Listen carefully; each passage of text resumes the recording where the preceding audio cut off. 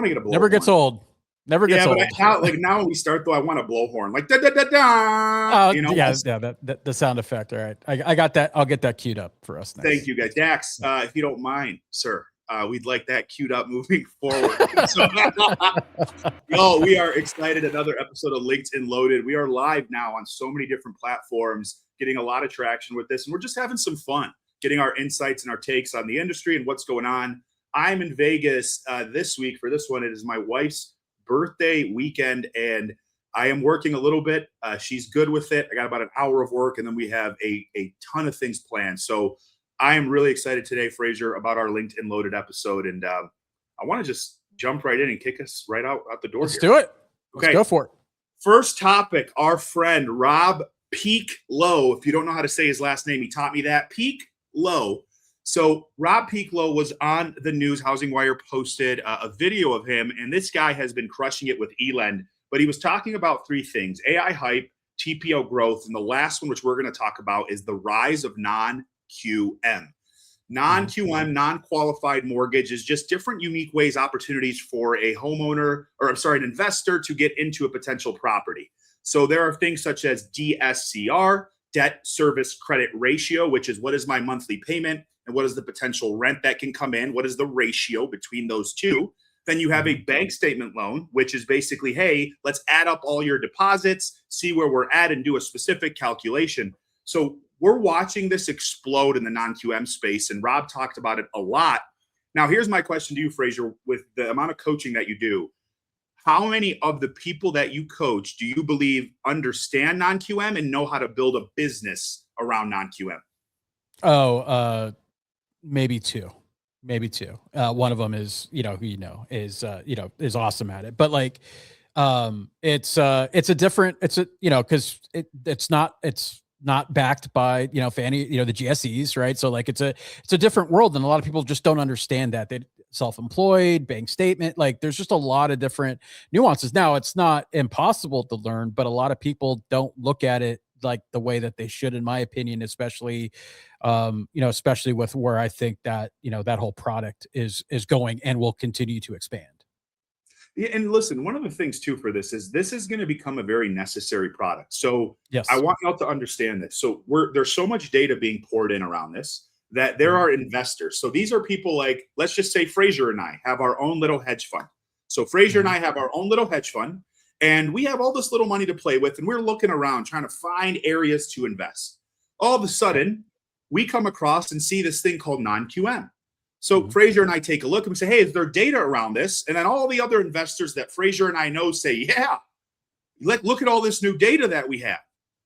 And so that's why you're even seeing interest rates not much different than a standard conventional investment property loan. It's because the investors are seeing the value, and the loans are very little default opportunities on these from what they're seeing. A lot of these consumers are putting down a lot of money. And so equity is a great indicator of a potential foreclosure. So obviously, if you have more equity, less likelihood to foreclose.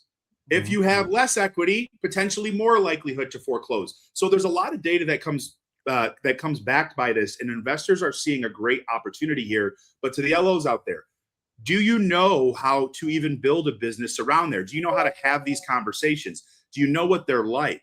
Do you know where to spend your time? Do you know what agents to talk to that might be doing business like this? Do you know how to ask for the referral on a situation like this? And so that's what we're challenging you all to do, is that the industry is changing dramatically, and you have to learn about all these little products and nuances and how to have the conversation. So Frazier, I have a question, one last question on this, and we'll jump into the next topic when it comes to non-QM.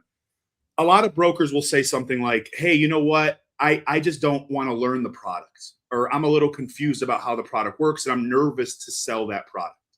How do you coach people to rip that Band-Aid off and to have those potentially uncomfortable conversations about selling a product that they might not be completely familiar with? Yeah, I mean, I think it's look, I always, as a coach, I take my focus is how to make things like not complicated, right? And so really it comes down to just anything is to build the confidence. The reason why they're not comfortable is because they don't feel like they know the product. They don't know the ins and outs. They don't know, the risk factors. They don't know, like, where the landmines are, and just like any product, right? Can I, we see it with VA, with people that don't understand VA loans, right? And they end up not, serving their clients best, and obviously the trickle down effect from that. So a non-QM, also different, right? The lenders are different. The overlays and all that other stuff is different. So, for the people that I know that have done really, really good in DSCR, and not just DSCR, but any products at all, they all will tell you the same thing, is that, like, you start by getting, just completely absorbing yourself in that world to learn that product. And once you know that product inside and out, then you're going to have the confidence, right? Then you're going to be more comfortable. And I'll tell you, and this is totally my opinion. But I just and I would say it's kind of backed up by the fact of just seeing the rise and the growth of non-QM, is that everyone needs to understand that our current lending environment was not built for the world today, right? Understand that, like, the overlays, the requirements, the regulations, like the qualifications. I mean, look what we're dealing with like FICO and Vantage and all the credit and stuff like that. All of that was built decades ago for a world that honestly just does not exist.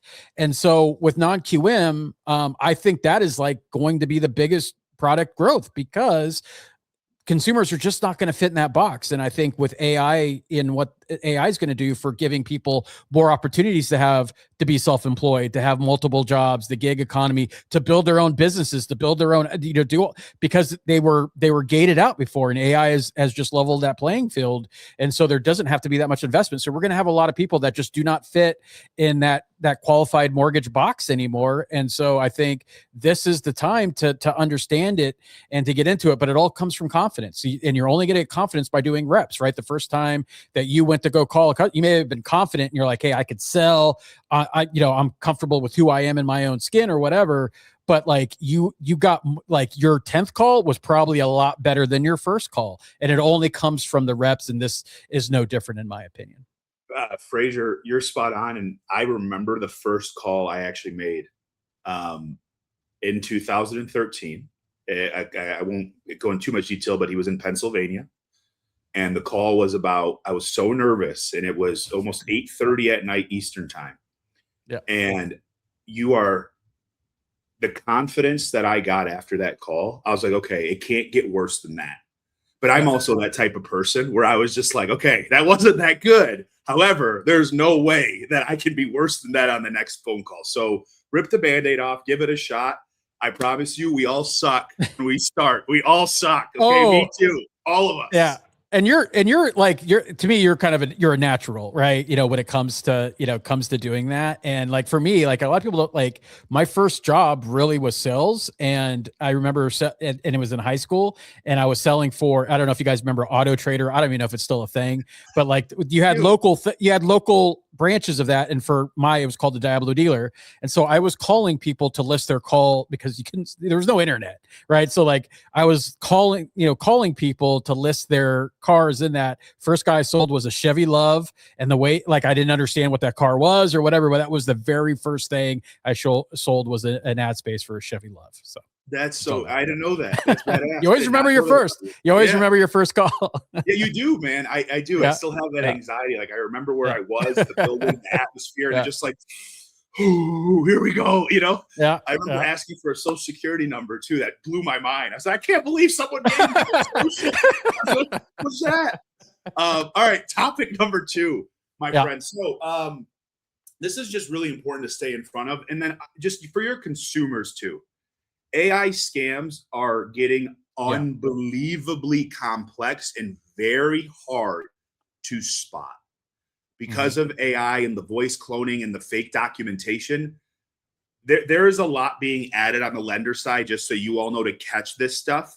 But do your due diligence as well. All we're asking you to do is just to pay close attention and protect your consumers at all costs. This is a very serious conversation that I would have with your clients. And you're not talking to them to scare them. You're simply talking to them to be wary and cautious as they're going through the mortgage process.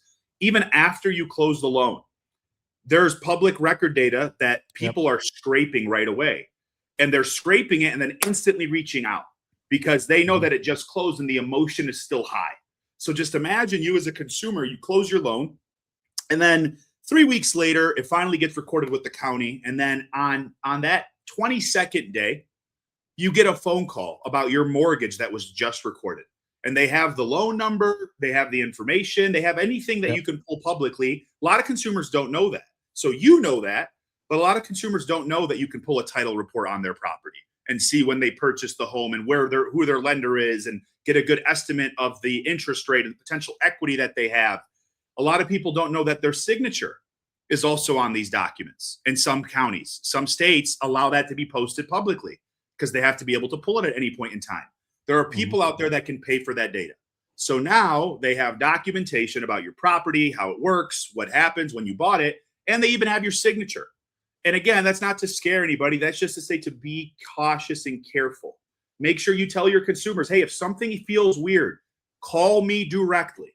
Yes. Call me directly. Be the point person. This also is a chance for you to get a touch point by it.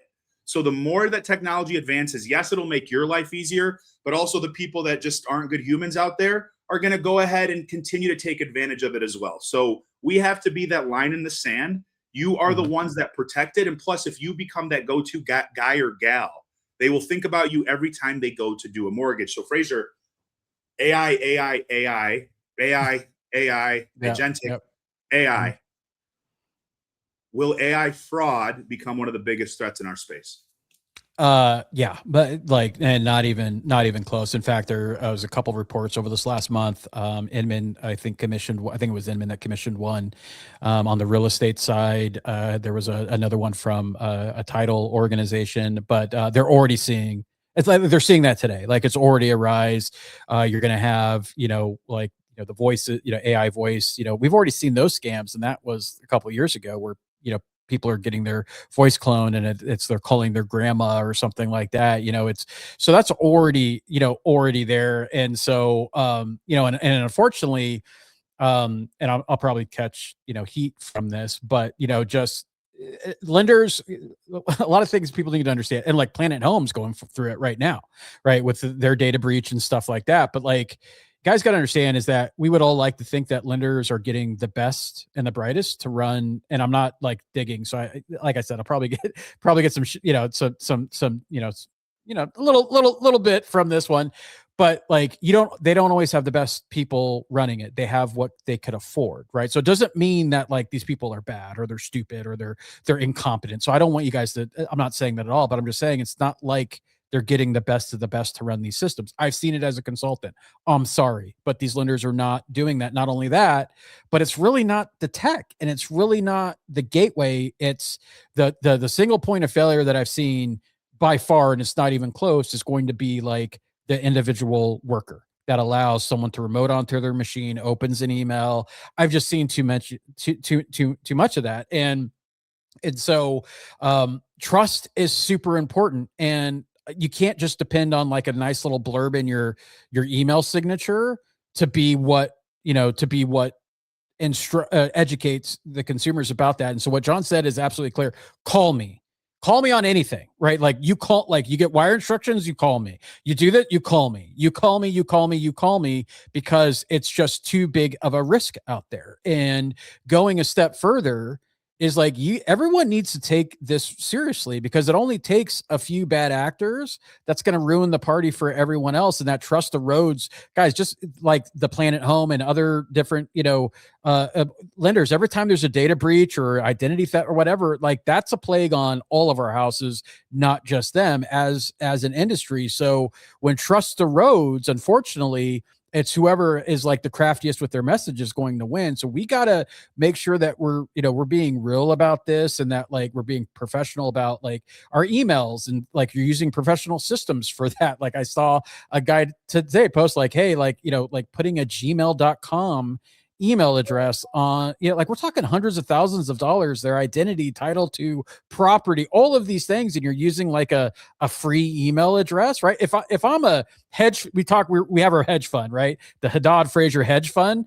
right? And I'm asking you like, hey, just invest 500,000 with us. Hit it to me at besthedgefund@gmail.com. Are you going to give me $500,000? Absolutely not. right? So like, guys, let's be professional. It doesn't cost you $9 a month to get a professional email for like Google Workspace or through Microsoft. Like, be professional about. And here's another thing, guys. Like, I know you could have that. I know you've maybe had that email forever. Forward it to the the professional one, because the Gmail, the Yahoos, all of those are the easiest ones to spoof, right? And so you're just putting people at risk by doing that. But it just comes back to like, guys, you got to make trust real.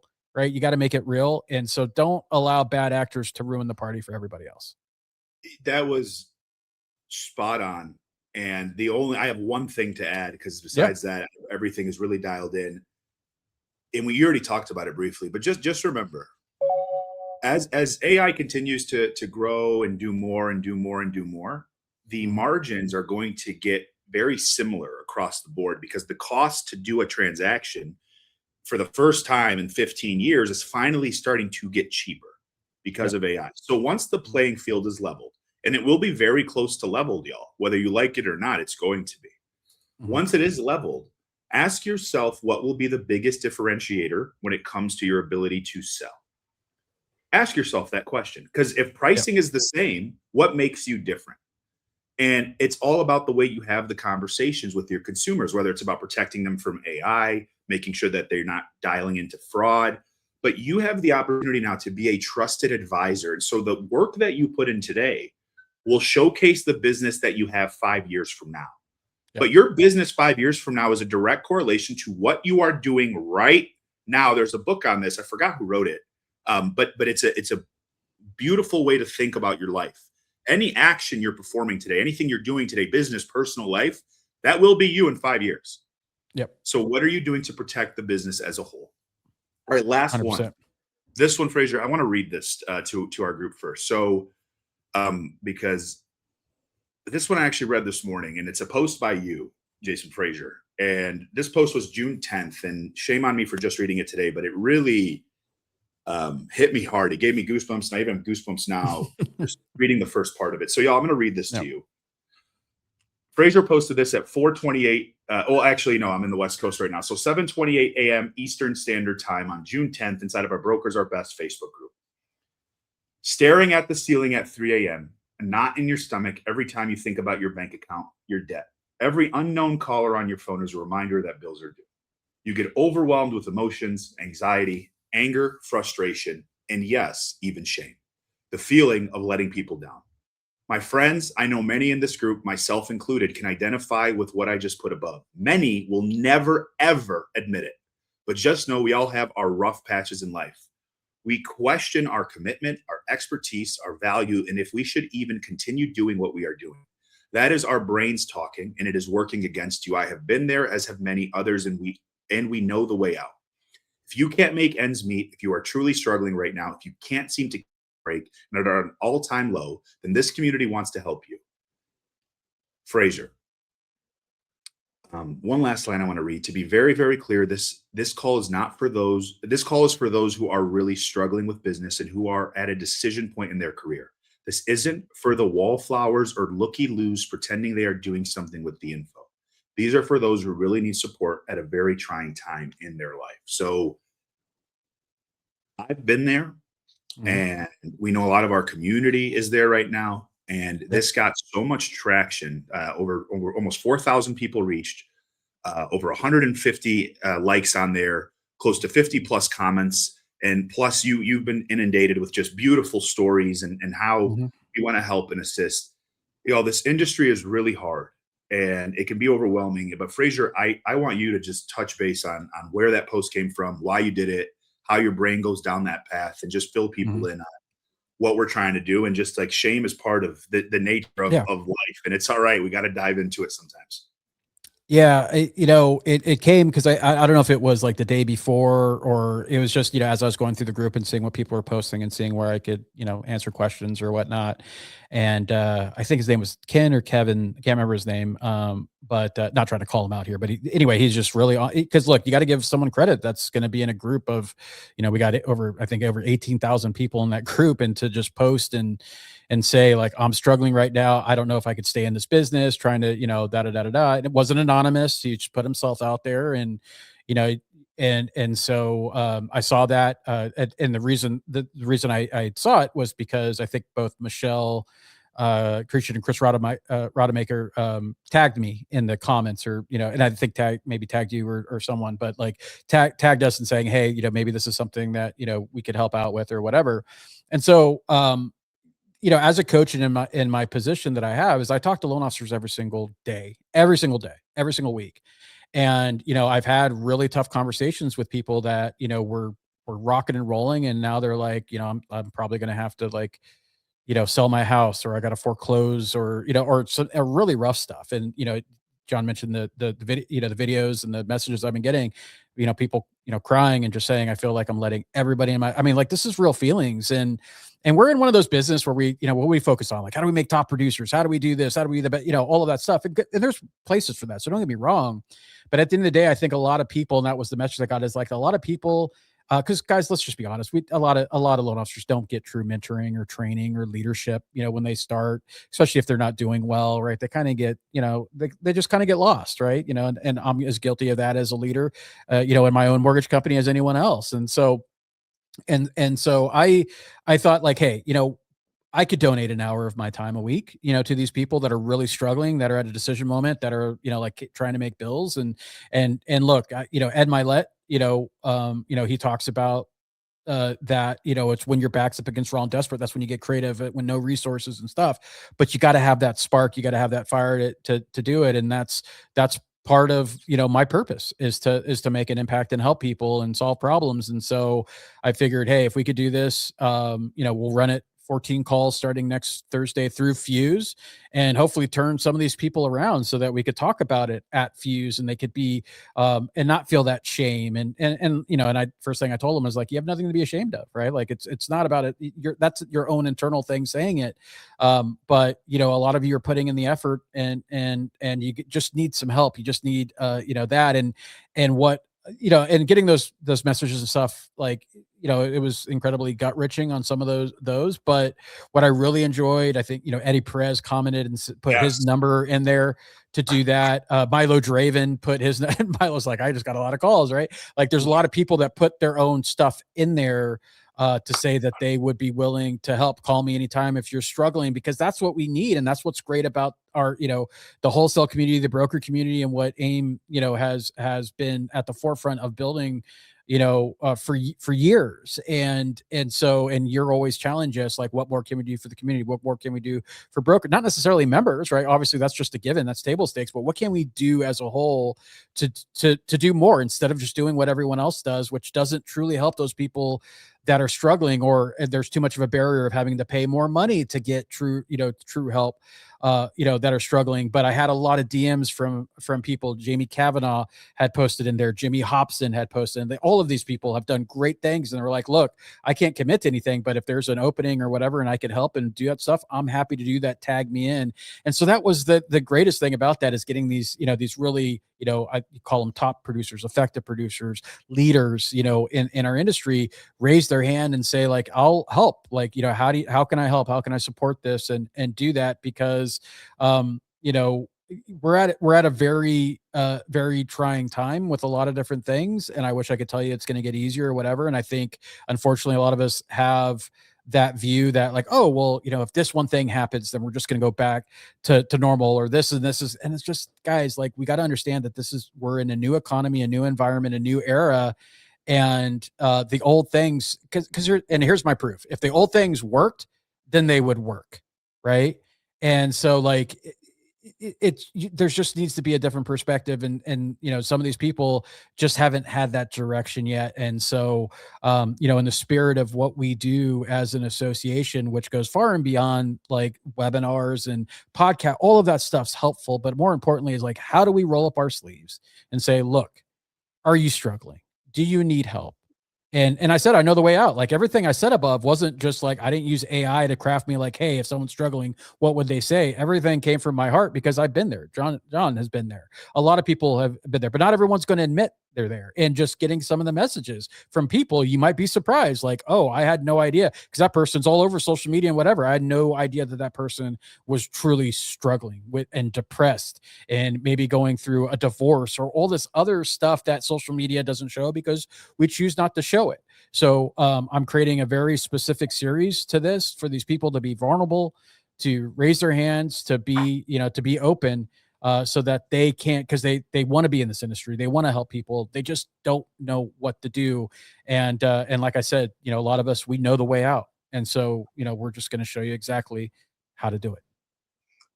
Frazier, I loved it, y'all. And, the thing I love the most, because I don't want to touch base on the context of it, because you did such an incredible job with there and just putting people into the reality of where a lot of people are right now in the space. But when I came into AIME, a lot of people said, "Hey, the Facebook group, it's negative, it's difficult." And listen, it was really negative, and we added so many moderators, and we added so many people. And shout out to Vetted VA, who their moderators do this for free for us. Okay, they volunteer their time to help us. And then shout out to our team, our BMR team, that is constantly staying in front of the community. But I want y'all to know on that post, the thing I love the most is the amount of people that wanted to help. Yep. I mean, it gave me chills and goosebumps. Like, we have negativity always in the world, and that's not going anywhere. But to watch people be vulnerable, and then to see some of our community go, "Hey, I'm here. Don't worry. Like, just call me. Call me." Like Milo, I talked to Milo yesterday too. Milo had 3 phone calls, and he kept them all private, which I absolutely loved. But that's the part, y'all, that has changed so much with inside of AIME. And if you're not in that Facebook group, I highly recommend you jump in just to see what we're doing. We're training all the basics. We're giving back as much as we possibly can. We give out more free content than any other nonprofit in our space. And it's not even close when it comes to the tactical items. That is what you're going to learn when it comes to AIME. And plus, have the vulnerable conversations and not be judged, because it does feel shameful. But shame is part of life, and working with people that understand shame, that have gone through shame and still feel shame, right? I don't feel like I'm accomplishing everything I'm supposed to do. I don't feel like I'm the best version of me in every aspect of my life. And so that's hard for me. And so all of us are in that boat.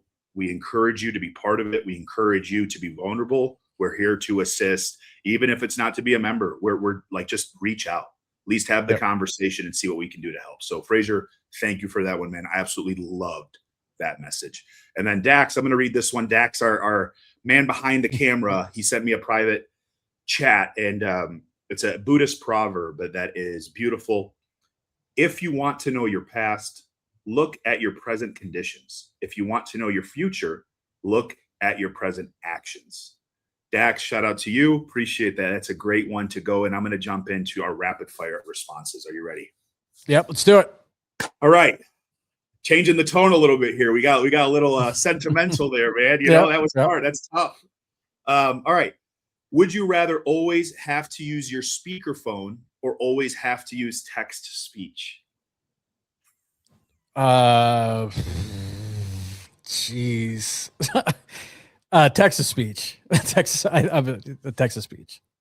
That's a wild one. It is a wild one. That is a wild one, because I'm like, I use it. If I always have to do it, then I'm doing text to speech. Number 2, do most loan officers quit too early on deals? I have to go with my experience. Honestly, I think they hang on to the debt, especially if their pipeline isn't flush, then they hang on to them for way too long, which then takes them out of the game for actually getting new business. That's actually, I agree. Like, you try to hang on to way too much. That's a good one. So this one, I want you to think about this one, okay? Because all right, I want you to think about what a ravioli is. All right, now is a Pop-Tart a ravioli? I saw this online. It's a real thing right now, and there's like scientists explaining this. Okay, so is a Pop-Tart a ravioli? This reminds me of, like, is the hot dog a sandwich? Sort of like our argument. I would, because, like, ravioli's pasta. So I'm going to say, I would say if anything, a Pop-Tart is a dessert ravioli, but like ravioli's pasta is pasta, right? Like it's pasta. So like, no, a Pop-Tart is not a ravioli. Yeah, ravioli means to like to wrap, right? That's I think that's what it is in Italian. So that's where like that's where I was just like reading it. I said, huh. Well, next time I get a wrap from Publix, I'll say, give me a turkey ravioli. Give me a turkey, lettuce, and tomato ravioli. See what they say. We don't serve that. We don't serve that here. Yeah, you do. It's a wrap. Yeah. Oh, it's so dumb. That's hilarious. All right. So here you go. Would you never, ever use GPS again or never use Google again? Which one are you choosing?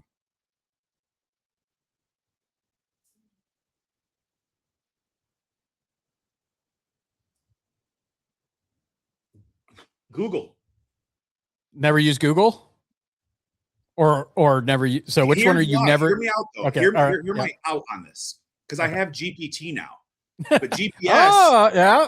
I need GPS. Like I'm trying to think, like GPS is such a, because I travel so much, where it's like if I have a rental car or whatever, like I need that GPS. Yeah. So because I have GPT, I feel like that's the path I would go right now. But if you asked me that question 3-4 years ago, I'd have said GPS, which is so wild. That's why I smiled a bit when you said it. Yeah. Well, and then of course, you know, what's crazy is that GPT just went like Bing, like Bing's like, hey, like, guy, you can still search on Bing, right? Like, I forgot even Bing's not even in the conversation. It's just Google or GPT. Like Bing's like, all right, guys. Like, let's bring back Ask Jeeves. Yeah, Bing. So hey, challenge everyone, go search something on Bing, make them feel good. All right. So are the most successful people more disciplined or are more disciplined than talented? Are the most successful? Yeah. Are they more disciplined than talented? Yeah, they're more disciplined because, and look, I don't do this anymore. Okay. I've gotten way better where sometimes you'll look at somebody and you'll go like, what? And then you walk through their life and you see what they do and you're like, oh, that makes so much more sense. So they might not be the most out there person or type A person, but their discipline and their ability to do the same thing every week, day after day, and not falter from it. It makes that is the thing I am struggling with. That's the hardest thing for me with all the different things I have going on. So for me, it's got to be most successful people are more disciplined than they are talented. Yep. And so with number 3, I'm going to change it up a little bit because I think we've talked about this, but like if our industry is commoditized, and so would you rather, what do you think wins? Having the perfect commoditized offer, meaning like, hey, products, pricing, and service, or having the best relationship? Which one is more valuable? The best relationship, man. The best relationship to me, you really build it. It outweighs. So even if you like, I've lost deals and people, because of the way I acted, will come back to me for the refi or still give me a referral because of the way I have conversations. And that's because of the relationship. So even if I lose an opportunity, I look at it from that lens of how do I bring this back in? So that's what it is for me. Yep. Perfect. My friends, we appreciate you. Until next week, take care. Talk to y'all soon.